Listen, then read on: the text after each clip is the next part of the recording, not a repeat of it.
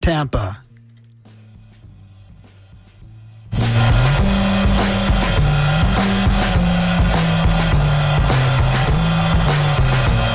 And good morning and welcome to The Skinny for Friday, June 28th. I'm Mitch Perry, senior political reporter for the Florida Phoenix, joined by Ray Roa, the editor-in-chief of Creative Loafing. Good morning, Ray. Good morning, Mitch. How you feeling today? Oh, I'm feeling good. We're going to have a great show today. Of course, we're going to have a whole lot of discussion about last night's debate between President Joe Biden and former President Donald Trump. And there is a lot to talk about, and we want to hear from you, the listeners. But we have a great panel of interesting personalities to discuss and debate the debate, actually. And since they're all appearing remotely, I want to do a check-in here first before we get into the substance here. So I want to introduce our guests here. We start out with Tara Newsome, an attorney and political science professor at St. Petersburg College. Tara, are you there? I am. Thanks for having me today. Great to have you here. We also have April Schiff, a committee woman with the Hillsborough County Republican Party and an analyst at Bay News 9. Good morning, April. Good morning, Mitch. Right. Good to be here. Yeah, great to have you here. Lars Hafner, a former Democratic state representative and adjunct professor at St. Pete College and an analyst with 10 News. Lars, good morning. Good morning. Glad to be here. Great to have you here. Brittany Wissey is the president of the Tampa Bay Young Republicans. Good morning, Brittany. Okay, Brittany, hopefully. Okay. Sorry. There you are, Brittany. Okay, I knew there was going to be a mute situation with somebody. Thank you, Brittany. And then Luis Salazar with the Hillsborough County LGBTQ Democratic Caucus. Good morning, Luis.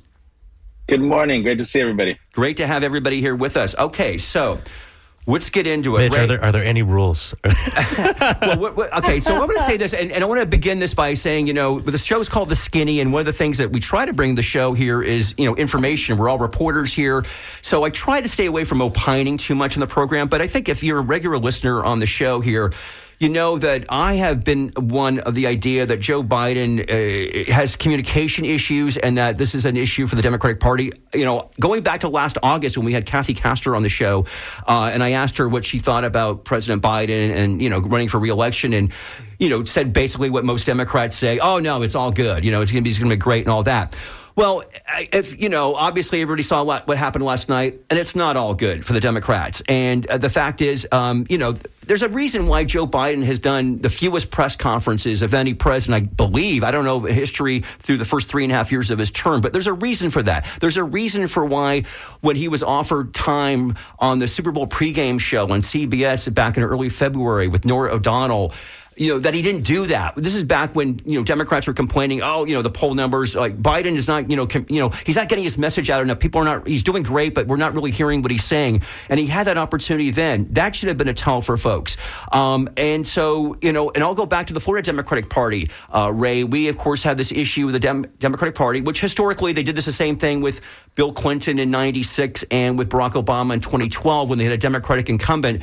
The FDP did not have a primary in March. Now, true, there was only a couple of candidates, Dean Phillips, the congressman from Minnesota, and Marianne Phillips. But, folks, we had Marianne Phillips on the show here December 29th. You can listen to it in our archives. Not the strongest candidate, but these are the only Democrats who have the temerity to run because basically it's like Joe Biden's fine. He's going to run for re-election. No other Democrats, hold your fire. You'll come back in 2028. Well, now that, as we all know, the Democratic Party is absolutely freaking out right now because of what happened in that debate. So let's, before we get into some of the specifics about that, let's just talk about the debate itself. Let's start with Tara Newsome. Tara, your thoughts to start out tonight, this morning, I should say. Well, I have to say that I think that most of us are in a little bit of a shock. I mean, we knew what to expect from Donald Trump, and he delivered. He delivered it in a more disciplined and measured way, but he was as bombastic and full of misrepresentation as he ever was.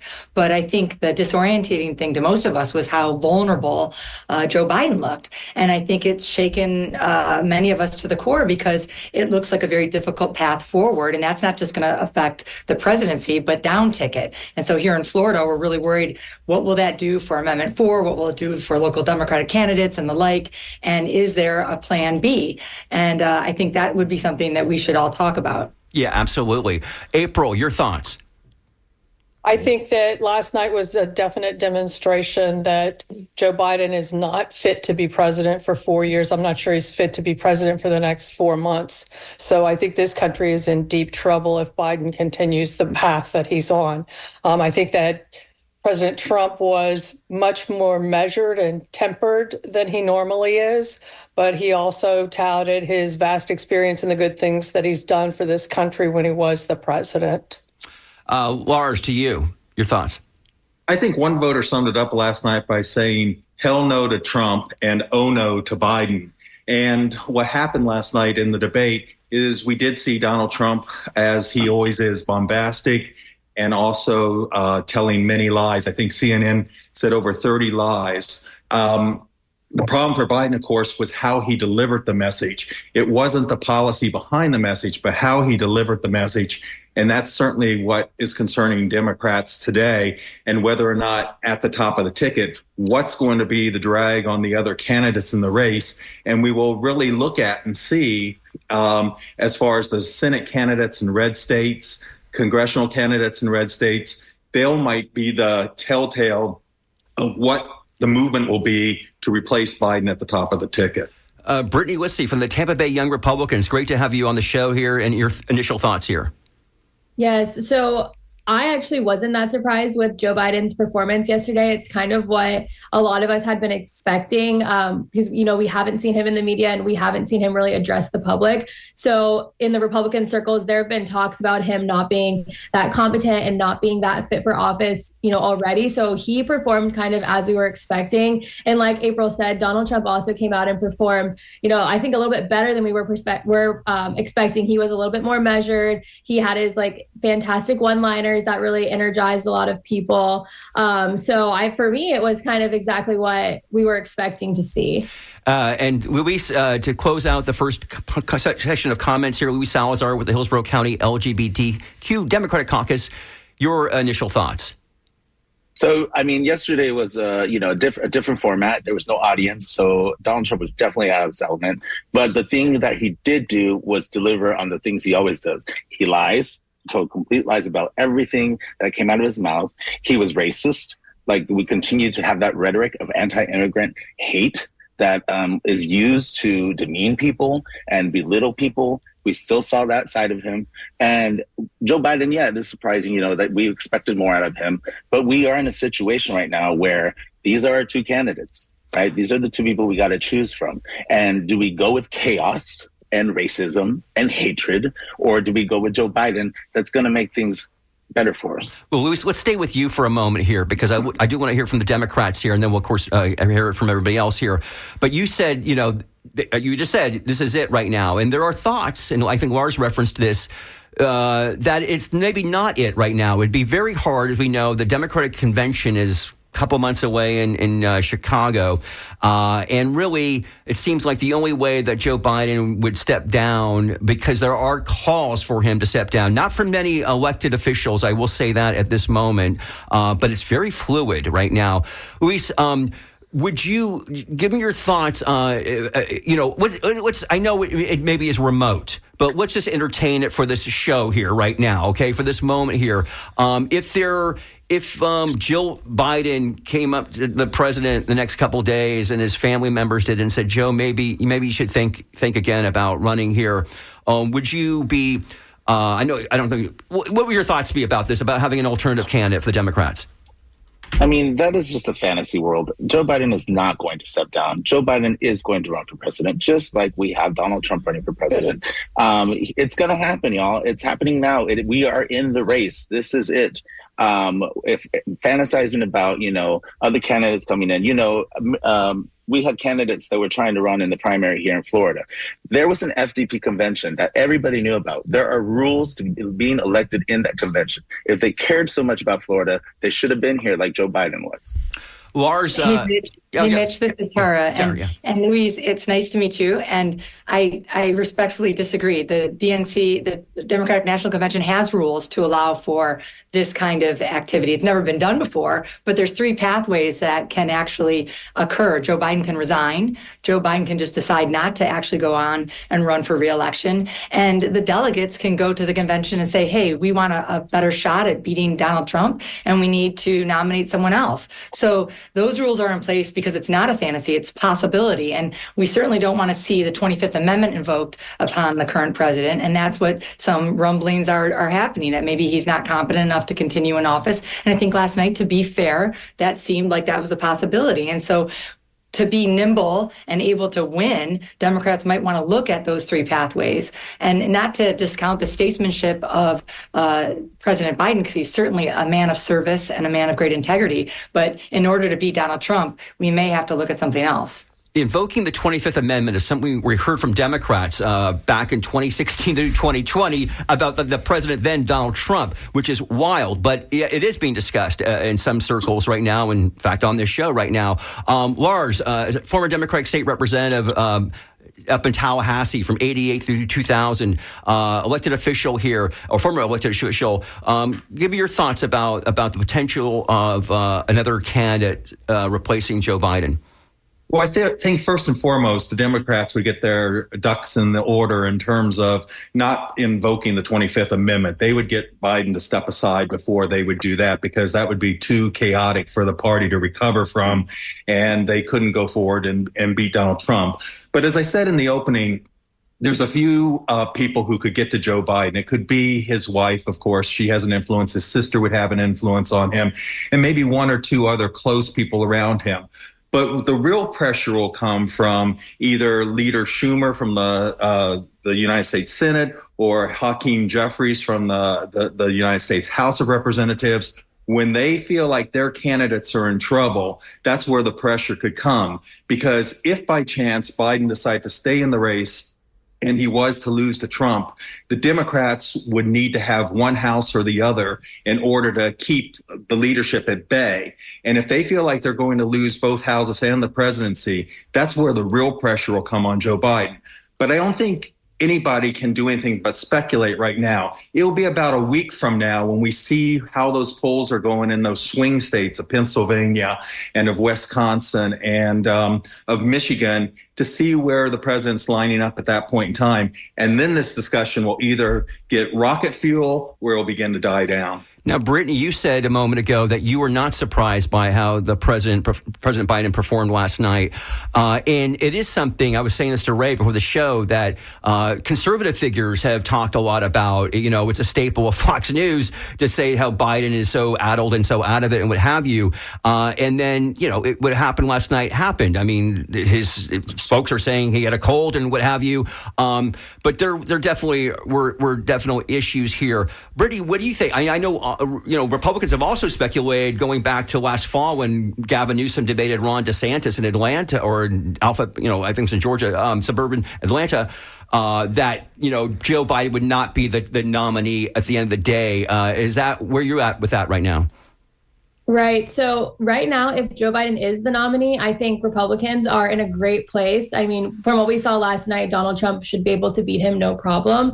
If they do decide to substitute in a new candidate for Joe Biden, that is where we are going to have some issues. Because if you do put somebody like Gavin Newsom into that position, you're going to see the younger Democrats right now who aren't that energized to vote for Joe Biden. They're going to come out because they're going to see that next generation of leadership. And, being a young Republican, I'm only 28. So seeing both of those men on stage, obviously, I'm going to vote for Donald Trump. And we know he's not a perfect candidate, but I just wish that we would get some younger leadership in office.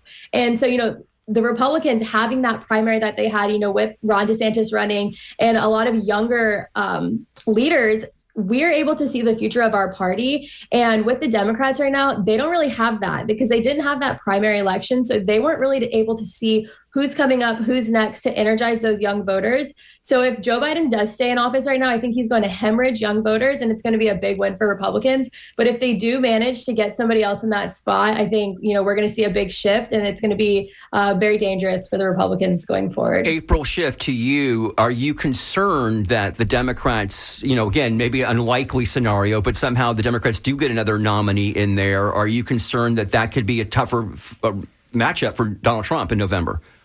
Well, there's no question. I mean, Joe Biden and his condition that he was in last night is the dream candidate for the Democrats to put up against President Trump. Because right now, what we're seeing in the polling is that Trump is running way ahead of Joe Biden. And it's not really the polling that's going to show what happens on the Democratic side. Just follow the money, because when you see the money people start dropping off because of the performance that President Biden put on last night, that's when you're going to see a change in their nominee, because the funding is essential to who the candidate is. If you're just tuning in right now, you're listening to The Skinny here on WMNF 88.5 FM. We've got a large cast here talking about last night's debate. You just heard from April Schiff. She's a Hillsborough County Republican committee woman.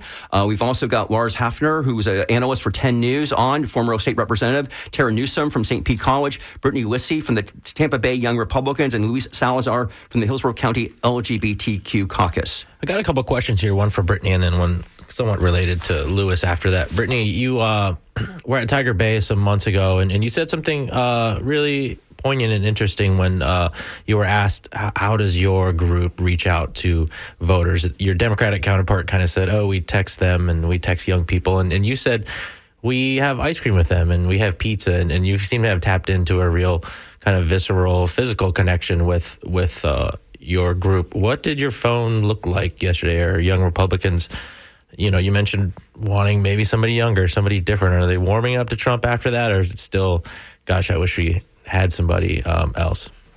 Yes. So we actually had a debate watch party last night. We had over 150 people there, members of our club and people who weren't members of our club who just heard about it and wanted to come. So the Tampa Young Republicans, we have the second largest Young Republicans group in the nation. We have over 500 active paying members.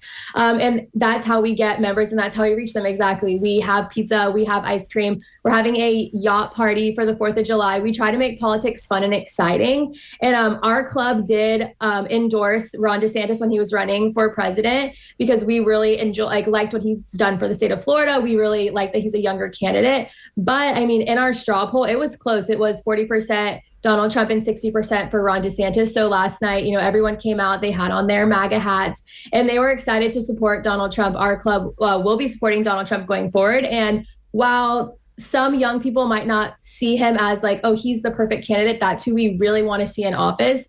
I mean, as a conservative and as a Republican, he is the better option to Joe Biden. So the young conservatives are going to get behind him, you know, whether they fully want to or not. And Lewis, let me ask you, the Hillsborough County LGBTQ plus Democratic Caucus has a really, you know, structured and strict and organized endorsement, protocol and things like that. You guys are really well put together, and you're recently elected as a Biden Pleo delegate. I'm wondering what your phone kind of looked like, or have you been in contact with any of the other delegates? And I know you mentioned this is what we have right now, but what did your kind of phone look like last night as it started to unfold? I mean, there was the highlights, right? Like morals of an alley cat. That was great, But, it is something that we need to work on, right? And going back to like reaching out to young people, we as a caucus, we don't have yacht parties. You know what we do? We go into our communities and actually talk to young people. We ask them their concerns. We go to nightclubs and bars. We go knock on doors of young people and we ask them, how is your life? What can we do as the Democratic Party to make your life better? We hand out resources to them, like free Plan B, free Narcan, free fentanyl strips, because we want our community to be healthy, strong, and we want it to survive, right? We are not concerned about going to a yacht. We're concerned about educating our community about what is up on the chopping block, what resources will be taken away, abortion, right to choose, weed. Having a yacht party is fun, but the reality is we need to start educating young people to become the next leaders, not to have yacht parties. Well, Lars, I want to jump in real fast. But we have the yacht parties to make sure that we are gaining members. With over 500 active members and almost 200 people under 40 at every single meeting we have, they are definitely being educated on the issues and they are getting involved in the campaigns. We have 3 or 4 young Republicans running for school board, county commission, charter review boards. Like, they are motivated and they are becoming leaders, and you have to connect with them on a way that makes politics fun for young people if you want to get them involved and have them listen. If we were just handing out resources, these people aren't going to listen. They want to make friends, they want to have fun, and they want to meet people that have similar values. And that's what we're providing. And it's exciting to see how our club is literally constantly growing. We got 15 new members just last night. Okay, it's 11:25. I mean, our caucus is constantly growing too. Okay. But you know what? Having that space, who goes to those yacht parties? What about the Black and brown people of this community that are underserved and underrepresented by your party and don't have voices, right? What about them? Are they at your yacht party? Because I doubt they are. All right, so we're going to move on from that. Oh, yeah. Hold on, you guys. I'm just going to say this. The YRs here in Tampa have done a phenomenal job, and the Black and brown people are at their meetings. I've been to their meetings, and they have done, their outreach has been superb. And the state Republican Party of Florida, as well as the Hillsborough County Party, they're doing outreach. They're knocking on doors. They're offering resources. But what we're doing is offering sources that give us better economy and make people's lives better. But the YRs have done a phenomenal job of outreach and growth, and that's what we need in our party for young people. Okay, we're going to pivot from now. Okay, hold on, folks. 11:26, if you're just tuning in to 88.5 FM The Skinny, I want to open up this for our listeners as well. 813-239-9663. Your thoughts about the debate last night. And we'll get into Trump. You know, Donald Trump, of course, we've been talking about Joe Biden for understandable reasons, I think. I think this is the story of the night, this morning. But obviously, President Trump. And let's talk, Tara, let's go to you to talk about the format, right? Here, this is this unconventional June debate, right? Never before done this early on in these presidential debates. A debate that was called by Joe Biden, and then quickly Trump, said, yes, let's do it. And the whole method of it, no studio audience, cut the mics off, what have you, apparently is, everything that President Biden wanted. I saw a lot of liberal folks, especially, getting really angry last night that the moderators were not fact checking in real time. I think that's kind of difficult to do at times. But what were your thoughts about how the debate, in terms of the format, how that played out? Well, I think the format was really a good idea of child-proofing it, especially for Donald Trump. But in the end, it benefited Donald Trump because his bombastic behavior was muted. So he didn't seem as terrible as he did in the 2020 debate. The fact checking is so difficult. 30 lies in 90 minutes, that was almost impossible for Dana and Jake Tapper to actually do. So there was no way to do that. We now don't know it later. But let's contextualize some of this. Donald Trump's behavior and his performance was strong because it was compared against Joe Biden, who had a horrible night and had a horrible presentation. So we can't necessarily elevate Donald Trump's performance as some kind of great act. But Tara, it was a little different than 2020, right? We heard before was the 100-something interruptions he did against Biden, the first debate in 2020. Certainly, but if you're pocking the entire debate full of lies and misrepresentations, I think it's great that young people are getting involved. I'm a professor on a college campus. I want everyone to get involved. Democrats, Republicans, independents, but they should be involved for the right reasons, for policy reasons. And so I challenge the fact that I don't know anyone that watched last night knows what the policies of Donald Trump are, because he shared so many misrepresentations. And so, to be fair to the whole process, the actual procedure of the process was better, but it still was very problematic because people who were not watching the after don't know how many lies and misrepresentations were done. And that's a real disservice to democracy. Before we go, I think that Donald Trump's policies are evident based on his past service to this country. He was very strong on immigration, extremely strong on world peace, and the economy was much better under Donald Trump. And I think are all opinions. Many examples of his leadership and his policy that is better for this country and for the world than anything that President Biden has done. Let me bring Lewis in. We'll talk about immigration for a moment here, because this has, if you believe the polls, economy / inflation and immigration are some of the top issues that voters say they care about going into this election. And again, according to polls, people are more favorable to Trump on some of these issues. Lewis, President Biden's done a couple things on immigration just the last month.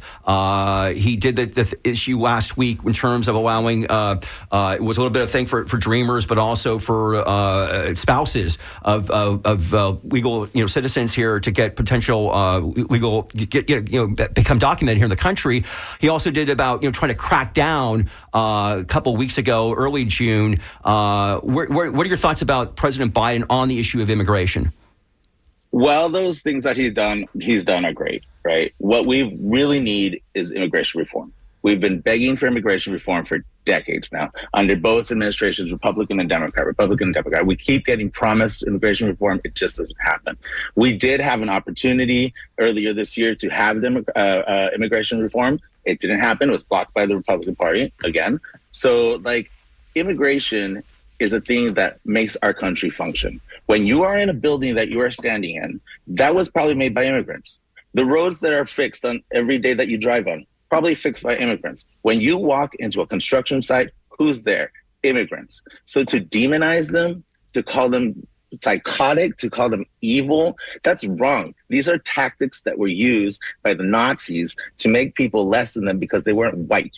So how are we as a community, as people, putting up with this, right? To attack someone that makes our country function, that picks our food we eat, that fixes the roads we eat and builds the homes that we live in.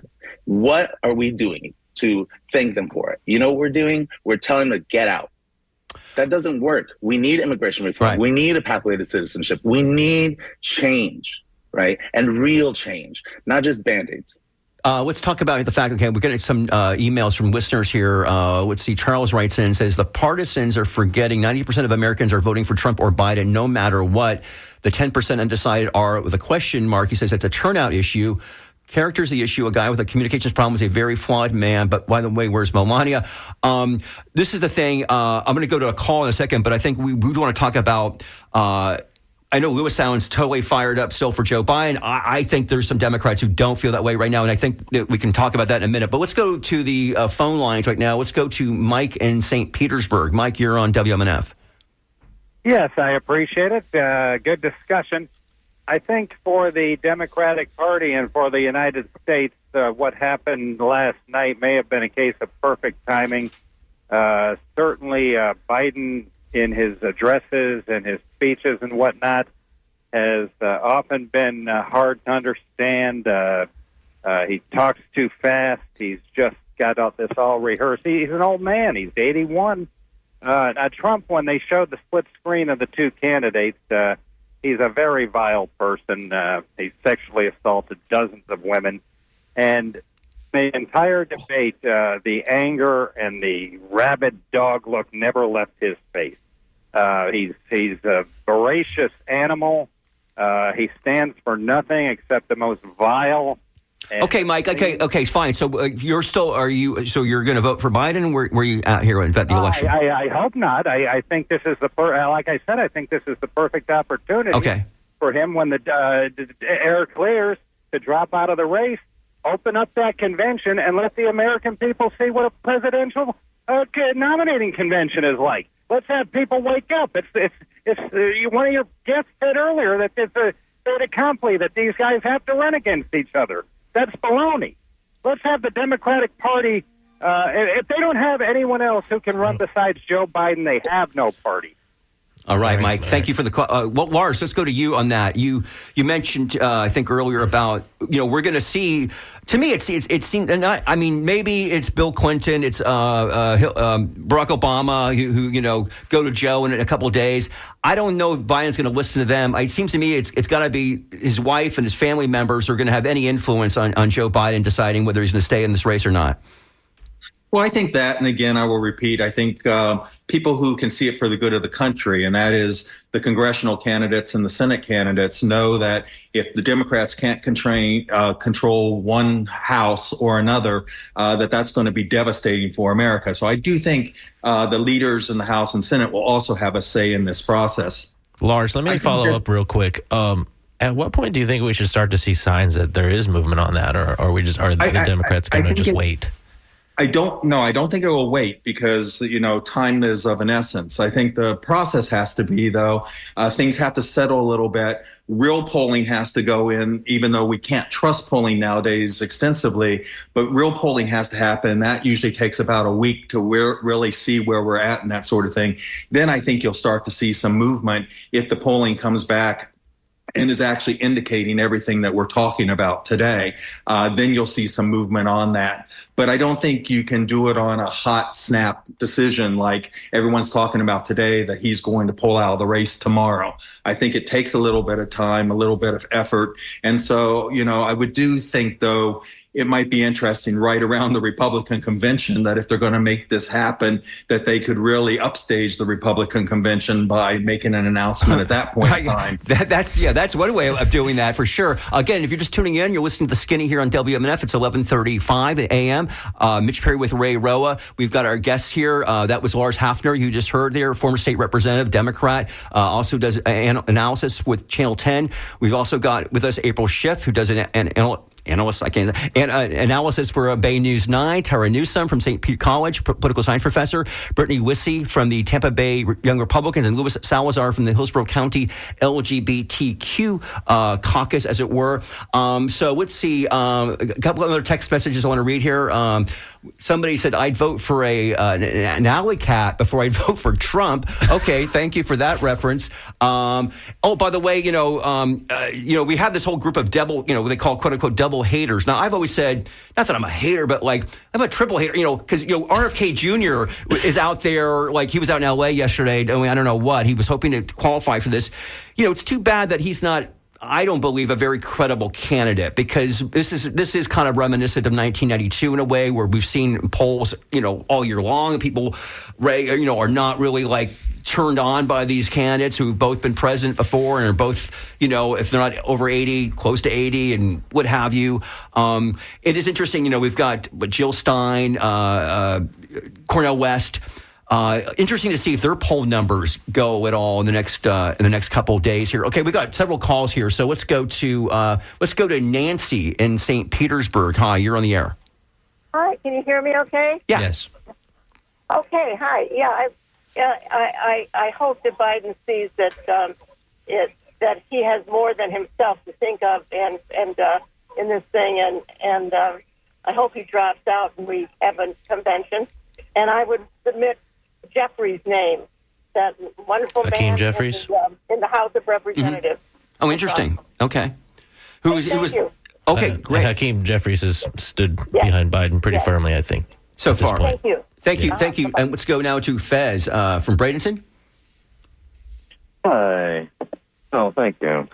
I think one of the problems is that because we have a whole audience of double haters, that it's really easy to pick apart everything. And like I watched last night, and then this morning I was just saddened to hear how, the news, NBC, whatever, was spitting at, Biden is stumbling through the debate. I'm like, are we really going to focus on the 30 plus lies the one person candidate is telling, or the fact that one person has to pause and think about how to respond to that, when the other person isn't even thinking or caring? He's just on the same stick that he's been on for how many years about how immigrants are the problem, and I'll solve all of your problems by throwing out the immigrants, when he's not even answering the question that's posed to him about health care, about how I'm going to, deal with taxes or whatever. But I think that, and the fact that people just support it and don't care and say, that's Trump on the ball. I'm like, no, that's a man that's so far off the ball who can't even answer the question. Well, let me ask you this, Fez. I mean, I think the issue was, and some people talked about, again, you mentioned the 30 lies, that Joe Biden didn't really, in debates, that's what the other guy's supposed to do, is go, check those, if they're false statements, what have you, and challenge him on that. And he didn't do that. So that's why people are talking so much about Biden, as much as they are, if not more, than Trump's misstatements. No? Well, in 2 minutes, or having 1 minute to respond to it. Mm-hmm. That's the way they work, man. This is 90 minutes. I know. But if you just have that you. And I will tell you too also that it is a visual medium, and that's the only reason we're talking about Joe Biden today is because it's a visual medium. No, I don't believe that's true at all, because if you listen to what he said, you could tell he was not capable of completing a sentence. How many times did he repeat the same thing? The idea that, and by the way, the man was incompetent. The visual only added to it, but trust me, the vocal had a lot to do with it as well. And no, because Trump's lies would be the story of the day. They'd go through and be talking about all 30 of those lies. That would be the difference if it wasn't a visual medium. Yes, they could have talked maybe about a stammering and maybe not completing a sentence, but it would be the lies that would be the dominant conversation today. But it was because it was a visual medium. That's why we're talking about Biden. And Tara, let me ask you a question about the temperature here. People alluding to, most 90% of people are deciding who they're going to vote for. So what about these swing people? What is the feeling on whether or not these amendments in Florida could affect this election at all, or even, other ballot issues across the country? Well, let's go to the larger, and then we'll come down to Florida. There are these 6 swing states that are full of what we call the deciders, and they are in the states that we care about, like Wisconsin, Michigan, Pennsylvania, Arizona, et cetera. And there's 6% of the population that's yet to decide. Okay, so those are the folks that we're really worried about. In the state of Florida, the largest growth of the electorate has been no party affiliate or undecided. And so it's really the kind of issues like abortion, medical marijuana, that's driving those individuals. They haven't aligned themselves with a party because they don't like either candidate, and they don't like either of the organizations. And so these issues are driving them to the ballot, but we're worried about voter engagement that they may not show up if the whole thing is so distasteful. And so, Joe Biden and Kamala Harris came to Florida very early talking about abortion rights. We've seen national organizations invest in the state of Florida on the ground game because they thought abortion rights on the top of the ticket were going to change Florida back to a more purple state. And what last night really did is it created a hiccup in that movement and said, hey, maybe this isn't as quick of a turnaround from a red state back to a purple that we thought. But I want to make sure that everybody understands something about Florida, because for DeSantis and other Republicans to say that Florida is a deep red state totally discounts the fact that DeSantis' last win was because it was under-resourced with Charlie Crist. He was a tired candidate. And quite frankly, we saw DeSantis' blueprint for America rejected by America, and probably is rejected by the state of Florida at this point. A heavily gerrymandered district or state to look red isn't the same. Okay, but Tara, state. Okay, but yeah, and I think that, and we've seen this with polls. I mean, the Republicans, if it's Rick Scott and or Donald Trump in Florida, they're not going to win by the margins that happened in 2022. But the money that you mentioned the Democrats didn't put in 2022, they're not putting in it so far this year that I am aware of at all. The Democrats aren't. National organizations, third party or other organizations are supporting those down ballot amendments. Like Amendment 4, et cetera. And so that's what we're seeing. But listen, you can't discount what Nikki Fried is trying to do. She has rebranded the Democratic Party. She has made sure that there are candidates in every single one of the legislative districts, the first time in 30 years. And so, I'm not ready to give up the Democratic Party in the state of Florida that they're not at play. And both Democrats and Republicans need that. They need a healthy competition to have a healthy democracy. That's pluralism. Okay. So for the first time in history, Republicans have outnumbered Democrats by nearly 1 million in voter registration. Oh, April, that's because you made it illegal to winning solidly for years, and they're going to continue doing it because the Democrats you cleared the rolls. Because you cleared the rolls with your voter restrictions. So. Mitch, you have to clear that up. April, God bless you, but that happened since the law happened in the state of Florida that said third-party organizers can't register people unless they seek. They'll get lots of fines, and so it doesn't matter who's doing the registrations. There was a neck and neck. It does matter. Democrats That's not true. Well, okay. All right, folks. All right. Okay. I welcome the viewers to go to the state of Florida website and look at the year that the new legislation was implemented was the year of the drop off from tie to tie, Republican to Democrat. Immaterial. Well, okay. So, it's getting chaotic here. Okay, folks, hold on. I gotta yell here because I want to make sure we've got 15 minutes left to go here. Interesting side debate there. There is more than 900,000 Republicans registered right now. Whether the reasons for that, definitely contested by voting rights groups and Democrats, but that margin is the margin. I mean, will it be closed at all before November is certainly something that, we've got 4 months before the election here. Let's go. We've got several people who want to get on the phone to talk about last night's debate. Let's go to Celeste in Tampa. Celeste, you're on the air. Yes, I was going to just make one brief comment. I would like to have all those that have been watching the debate last night to really just reflect on what Trump did for the United States and the country as to supporting the Americans, the military, supporting Israel. Check the actual facts. We know that Trump is an extreme he exaggerates so much to the point of lies. But Biden has told so many lies that he has not been checked on. He is actually the cause for undoing the border, that caused the border problem, and now he's saying he's fixing it. So I would just like people to do their own fact-checking, to check Biden and what he says and Trump and what he says. Well, thank you, Celeste. And one thing, we've been talking about Trump's lies or misstatements. Joe Biden, when he said that no troops had died under his watch, that was not accurate, right? We know what happened in Afghanistan in 2021 when we pulled out there. Let's see. We've got Mary from Dunedin. Mary, you're on the air here on WMNF. Hey, darling. Good show. But no one's ever mentioned the fact that Donald Trump never answered one single direct question. He referred back to the last question, whatever Joe had said, and then he went on to immigration. He never answered one single question. I've not heard that brought up in the after talk or on the radio today. Okay. Somebody catch that? Well, let's go to Brittany. What do you say to that Mary's bringing up here? Thank you, Mary. Brittany, are you still with us? We lost. No, Brittany left. Oh, I'm sorry. Okay, I can't see visually. April, maybe you want to take that. The caller said there that Trump did not directly answer one single question last night. I think Trump was intent on getting out to the American public his accomplishments and how much better he did while he was spent 4 years in office for this American economy, for immigration, for public safety, for the military, and for peace in the world versus what Joe Biden has done in his term. Lewis, let me go back to you for a moment. Are you...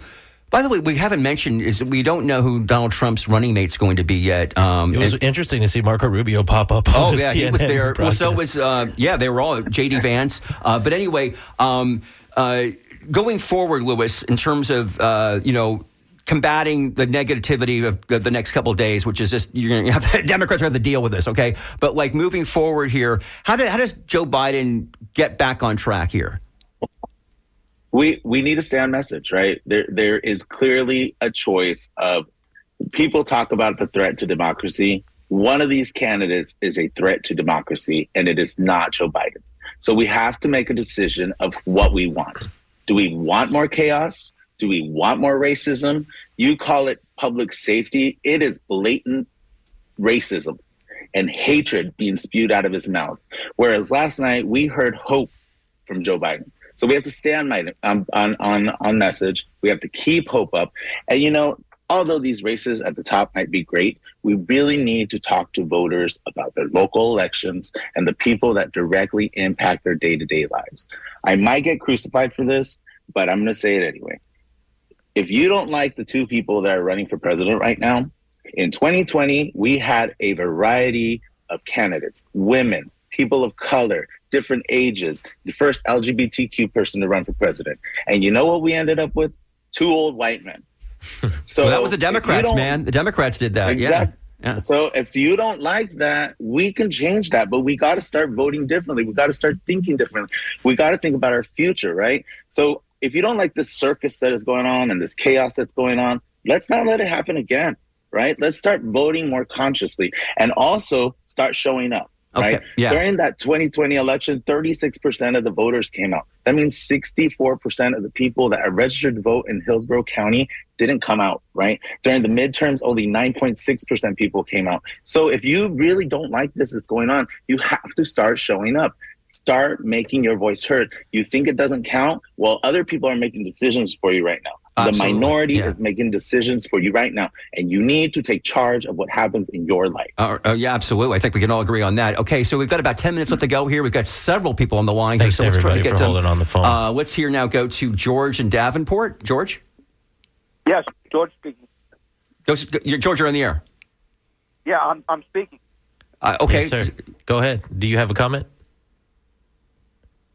All right. Thanks, George. Let's go somewhere else, Mitch. I'm sorry to see that go. Let's go to David in Tampa. David. Oh, yeah. Hey, guys. I was asking my daughter, Jackie, who's up at UCF, if they had a watch party for the debate last night at her dorm, and she said they did. And my daughter said apparently everyone wanted to give Biden a hug because it was like elder abuse, because he's like everyone's old, incoherent grandpa. So, so I think, Biden is relatable in that sense. But it was hard to watch him last night. And I know he was sick. He wasn't feeling 100%, but oh my gosh, I hope that Gavin Newsom maybe will step in. Yeah, seriously, let's talk about this, because this is not just people say, Lewis is saying it's a fantasy. Maybe not, and I think that, again, Gavin is a guy we've talked about Gavin. Gavin Newsom has been a prominent person. I think, again, as a San Francisco native, I think that Gavin will be perceived as California too liberal, the homelessness, he had some issues there. But he is, super articulate and can deliver the Biden message better than Joe Biden can. Let's be honest about that. But there are many talented, one of the things I've always heard is, people say, oh, who could it be if we couldn't have Biden? You have a slew of great Democrats out there, I think, are interesting candidates. Gretchen Whitmer from Michigan, Josh Shapiro from Pennsylvania. To Lewis's point, Mayor Pete, Pete Buttigieg. Oh, yeah, of course, right. Some of the folks from 2020, they are out there. They, were doing their honorable thing, which is not to challenge the nominee. That just traditionally does not happen. Look what happened to Dean Phillips, the congressman from Minnesota. He's basically ostracized out of the party for daring to run against Biden. And that'll be the interesting, existential question for the Democrats is if. Oh, go ahead. I'm sorry. What's really interesting with that, again, when names get thrown out, it's interesting because everyone tends to skip over Vice President Harris. I know, right? And the bottom line there is she may not be the right person at the right time, but she may be Biden's insurance policy as to one of the reasons why he goes forward, because people are concerned whether or not she could pull it off. And so just the general public skipping over that name and looking at these other candidates, and the Democrats do have a deep bench. They have great governors. Look at Andy Beshear in Kentucky, who won in a deep red state as governor again for re-election. You've got people throughout the country that are similar in nature that can do this. But in reality, to get the Democrats and especially the delegates on board with somebody else will be a yeoman's job.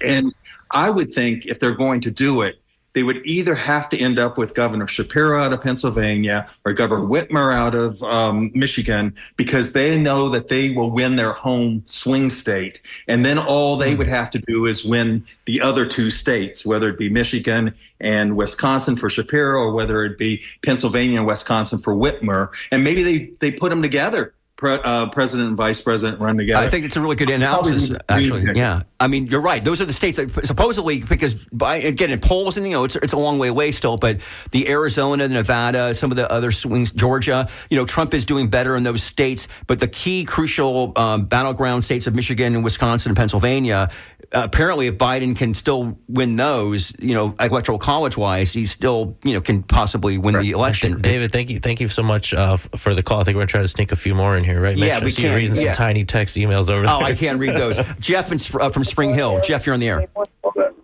Hello. Hey, Jeff, you're on the air. Oh, great. That's pretty fast. Can you guys hear me down there okay? Yes, sir. All right. Sounds like that TV commercial from long ago, right? I thought the thing was the moderators, I thought, did just a terrible disservice to the country by not holding the candidates liable for what they asked them, not holding their feet to the fire and making them answer the questions that were asked. Both, and that really took away a lot of it. For me, I'm screaming at the TV, make him answer the question, make him answer the question. Finally, I just got frustrated and went to bed with about a half hour to go. Oh, my. And also noticed with the young people, I'm retired now, but when I was working, and, they used to put those little, I don't know if they still do it, I think they do, put the little stickers that said, I voted.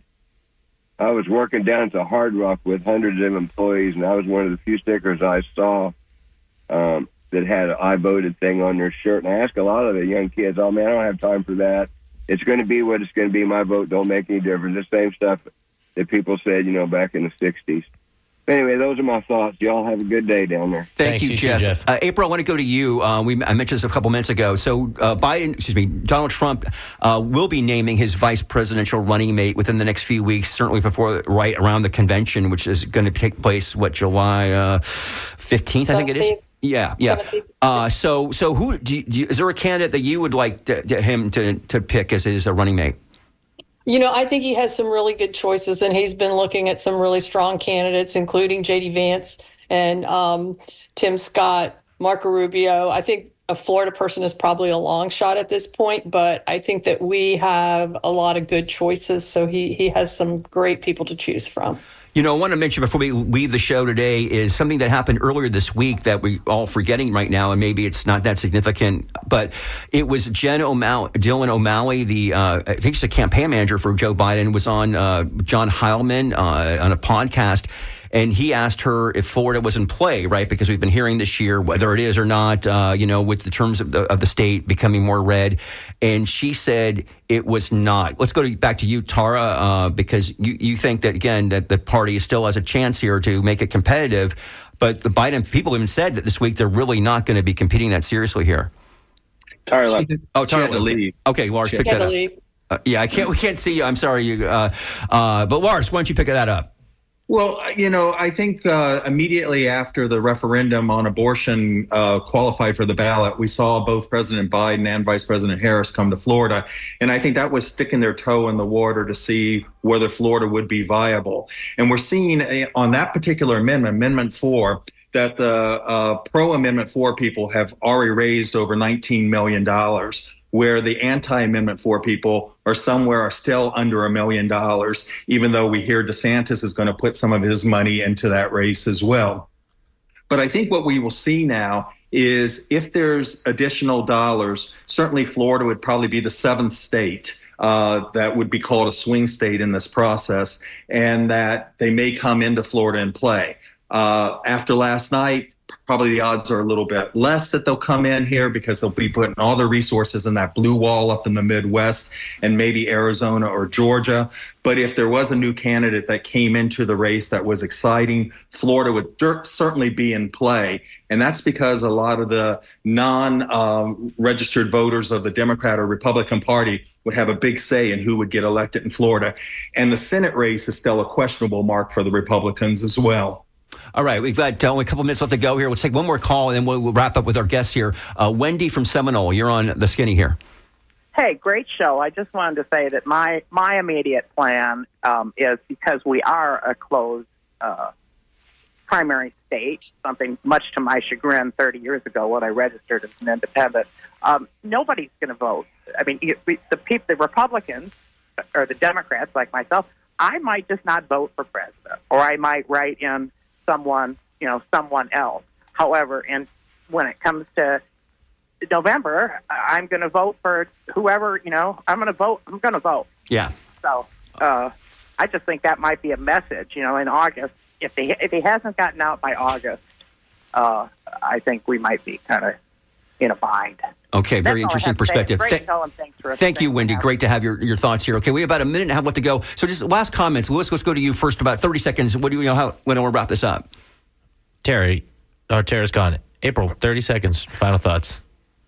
Yeah, so I think that what we saw last night is a demonstration of what we're going to see going forward, in that Biden is not fit to serve as the president of the United States, and that Trump needs to bring back his solid policies that were good for this country and made the economy better, and the people had a better life 4 years ago than they do today. Lewis, thoughts for you as we go? So Lewis might be gone. Lars, last comments. Oh, yeah, sorry, I think the Democrats are going to try to take care of this amnesia problem of what Trump really did in his last 4 years and come out with messaging that shows and reminds voters why they did not reelect him in 2020. If he's as good as April's saying he was, he would have been our president these last 4 years. But that's not the case. And I think the Democrats have an opportunity to prosecute that message. Lewis, you get the last word here on WMNF Tampa. Yeah, sorry. As important as it is to win the presidency, it is important. We need to get Joe Biden back in office. we also need to get these other elections in the state, all the state house states. We need to stop this majority in the state house. We need to start making changes for Florida that will be beneficial to all, not just the rich. Louis Salazar, president of the Hillsborough County LGBTQ plus Democratic Caucus. Brittany Lissy, president of the Tampa Bay Young Republicans. Lars Hefner, former Florida Democratic State Rep. April Schiff, Hillsborough County Republican committeewoman and political analyst at Bay News 9. Taryn Newsom, political science professor at St. Petersburg College. Thank you all so much for joining us. Mariana for doing the Lord's work on the phone today. Skip Sassy on the board. On behalf of myself, Mitch Perry, this has been The Skinny. Thank you so much for hanging in there with us. Thanks for all the calls. Please stay tuned for Art in Your Ear coming up next here on WMNF Tampa. Thank you. Thank you. Have a good day. Thank you.